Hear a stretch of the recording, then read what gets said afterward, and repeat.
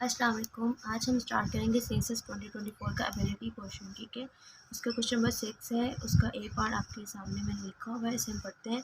If the sum of 4 numbers is 105। आपके पास 3 numbers हैं, मतलब 4 नंबर्स हैं। अगर उनका सम किया जाए वो किसके इक्वल आता है? 104 के।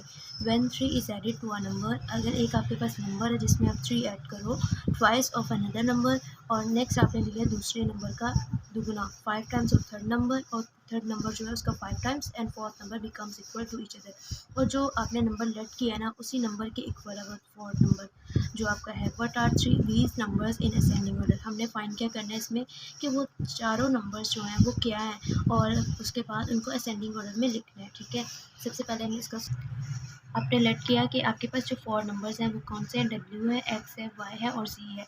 आप इधर 4 नंबर्स कोई भी ले सकते हो, आपकी मर्ज़ी है। ए बी सी डी भी ले सकते हो, कुछ भी ले सकते हो। ठीक है, आपके पास वेरिएबल कोई भी आ सकते हैं। यहाँ पे मैंने डब्ल्यू एक्स वाई ज़ी ली है। ठीक है, सबसे पहले जो स्टेटमेंट थी अकॉर्डिंग टू गिवन कंडीशन हम लिखते हैं। आपके पास चारों नंबर्स का जो सम था वो किसके इक्वल था? 105 के।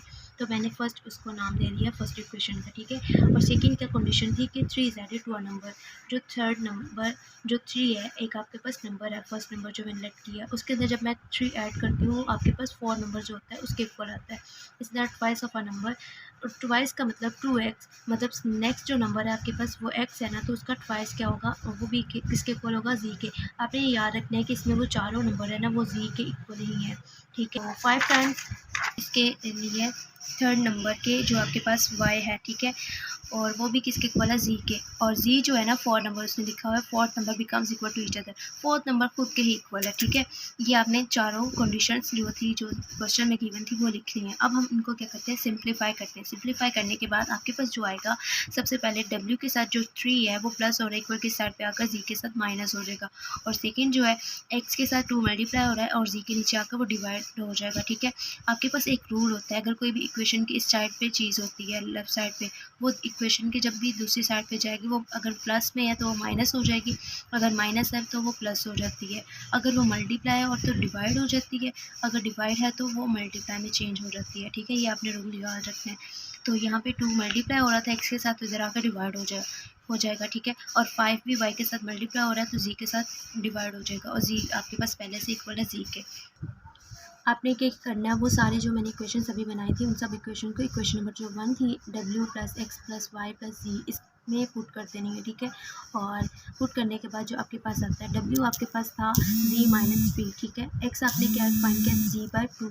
y क्या था? z/5। और z क्या था? z के ही इक्वल था, इज इक्वल टू 105। हमने क्या करना है? इसे साइमल्टेनियसली सॉल्व करना है। जो अलजेब्रिक इक्वेशंस होती है ना, ये वर्ड प्रॉब्लम आपकी अलजेब्रिक इक्वेशन की है, तो उसके अकॉर्डिंग आपने इसको सॉल्व करना है। अब देखो आपके पास ये सारे टर्म्स जी में कन्वर्ट हो गए, मतलब एक वेरिएबल आ गया, तो आप इजीली इधर सॉल्व कर सकते हो। ठीक है, जी आपके पास, अब आपने क्या करना है? ये सब में माइनस प्लस प्लस, और आपको पता है फ्रैक्शंस में जो वैल्यू हो उनको ऐड और माइनस करने के लिए आपको क्या करना पड़ता है? एलसीएम लेना पड़ता है।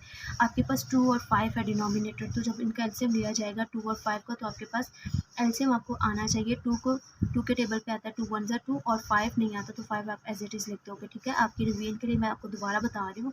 5 1 तो आपका बन चुका है, 5 के टेबल पे 5 आता है, इसलिए आपने 5 1 ज़ा 5 लिख देना है। और इन दोनों को जो आपके पास प्राइम फैक्टर्स हैं, इन दोनों को आपस में मल्टीप्लाई करने के बाद आपके पास एलसीएम आता है। 2 5 ज़ा क्या होता है? 10। सिंप्लीफाई किया, आपके पास इनका एलसीएम क्या आया? 10। ठीक है, अब जिनके नीचे कुछ भी नहीं है आपके पास डिनोमिनेटर उनका क्या होगा? 1 होगा। आपने पहले से लिख लेना है। अब देखना है 1 को जब 10 पे डिवाइड करोगे आपके पास 10 ही आएगा, तो 10 को ऊपर वाले नंबर के 1 की जो डिनोमिनेटर उसके साथ मल्टीप्लाई कर देना है। इस तरह इसका भी 1, तो वो 10 जी बन जाएगा। आपने सिंपल जो है ना सबको डिवाइड करने के बाद जो जो नंबर आता जाएगा उनके ऊपर वाले डिनोमिनेटर के साथ मल्टीप्लाई कर देना। ठीक है, तो उस पहला क्या आपके पास 10 जी बनेगा, माइनस 3 10 30 प्लस जी 5z बन जाएगा, और 2z बन जाएगा, और इसके बाद 10z इज इक्वल टू 105।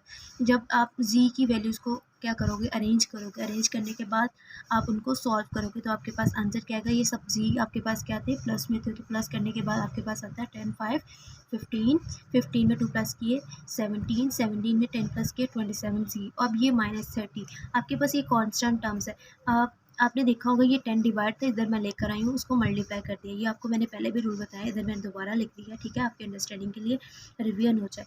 तो 10 को जब 105 से मल्टीप्लाई करोगे तो आपके पास 1050 आता है। ठीक है, -30 यहाँ पे हमें क्या चाहिए, जी की वैल्यू चाहिए, तो जो भी वैल्यू एक्स्ट्रा इन सबको आपने इक्वल के दूसरी साइड पे ले जाना है, ठीक है।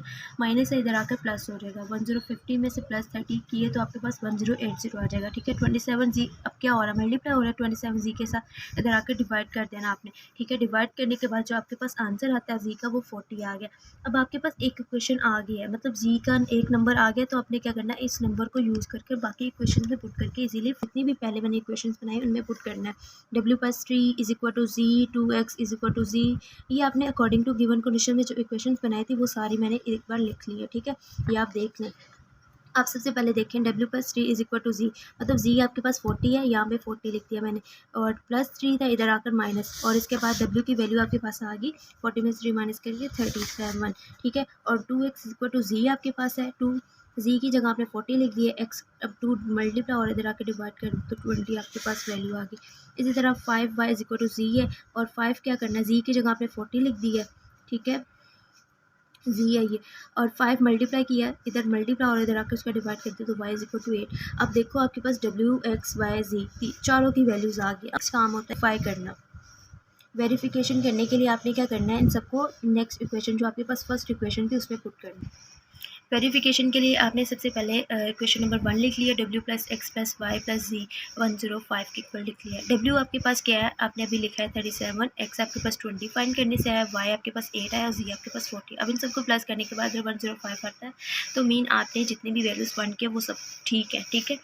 तो जब मैंने इन सबको प्लस किया तो 105 आया, मतलब कि आपकी इक्वेशन जो है वो ट्रू है, जितने भी वैल्यूज़ थी वो सब ट्रू है। तो अब आप इजीली इन सारे इक्वेशंस की जो भी वैल्यूज़ आपने फाइंड की है, नंबर्स फाइंड किया, आप इनको असेंडिंग ऑर्डर में लिख सकते हो। सबसे पहले मैंने W की वैल्यू लिख दी है, इसके पास X की, इसके बाद Y की, अब Z की, ठीक है। ये चारों आपने फाइंड किया। अब इनका हमने फाइंड क्या करना था, रियल जो हमारा काम था वो ये था कि आपने असेंडिंग ऑर्डर में लिखना। इन असेंडिंग ऑर्डर इनको क्या लिखेंगे, असेंडिंग का मतलब क्या होता है, आपने छोटे से बड़े नंबर की तरफ मूव करना होता है। सबसे छोटा नंबर आपके पास 8 है, आपने सबसे पहले 8 लिख लिया, उसके बाद नेक्स्ट आपके पास 20 है, 20 के बाद आपके पास 37 और 37 के बाद 40 है। इसका फर्स्ट पार्ट का क्वेश्चन, ठीक है। इंशाल्लाह हम नेक्स्ट क्वेश्चन करते हैं नेक्स्ट वीडियो में।